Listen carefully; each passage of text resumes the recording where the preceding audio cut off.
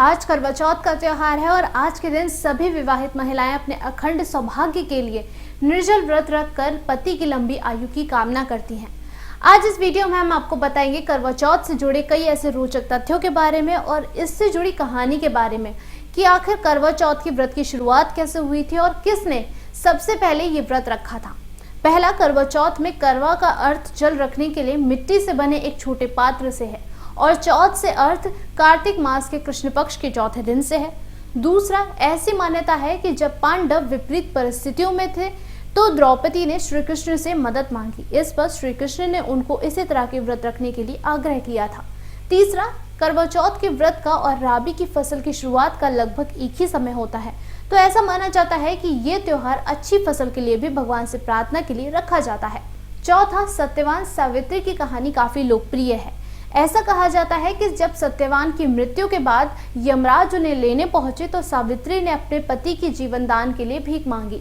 जब यमराज ने मना किया तो उन्होंने अन्न जल का त्याग कर दिया। इस पर यमराज ने उनसे बोला कि तुम इसके अलावा कुछ और भी मांग सकती हो। सावित्री ने अपने पति के सत्यवान की संतान की इच्छा व्यक्त की। अंततः यमराज को सत्यवान को जीवन दान देना पड़ा था।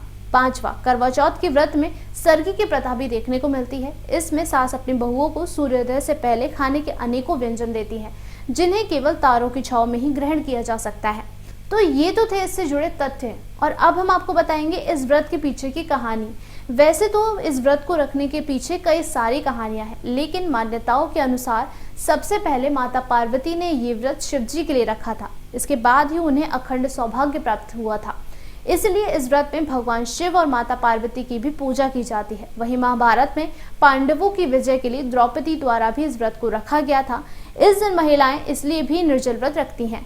ये प्रथा सदियों से चली आ रही है। वहीं ये भी कहा जाता है कि एक बार देवताओं और दानवों में युद्ध हुआ और युद्ध में देवताओं की हार होने लगी थी। इसके बाद भगवान ब्रह्मा ने कहा कि सभी देवताओं की पत्नियों को अपने पति के लिए व्रत रखना चाहिए और उनके लिए विजय की प्रार्थना करनी चाहिए। कार्तिक माह में चतुर्थी के दिन सभी देवताओं की पत्नियों ने व्रत रखा, उनकी प्रार्थना स्वीकार हुई और युद्ध में देवताओं की विजय हुई थी। इस व्रत को रखने वाली महिलाएं काले और सफेद कपड़े नहीं पहनती हैं। इसके अलावा वो लाल या पीले वस्त्र धारण करती हैं। इस दिन विवाहित महिलाओं को मेहंदी लगाकर पूरा श्रृंगार करना चाहिए। रात्रि में चंद्रमा को अर्घ्य देकर इस व्रत का समापन किया जाता है। चतुर्थी के देवता भगवान गणेश की पूजा की जाती है। इस व्रत में गणेश जी के अलावा माता पार्वती, शिव जी, कार्तिकेय और चंद्रमा की भी पूजा की जाती है। अभी के लिए फिलहाल इतना ही। इससे जुड़ी तमाम जानकारियों के लिए बने रहिए इन खबर पर मेरे यानी उर्वशी सिंह के साथ।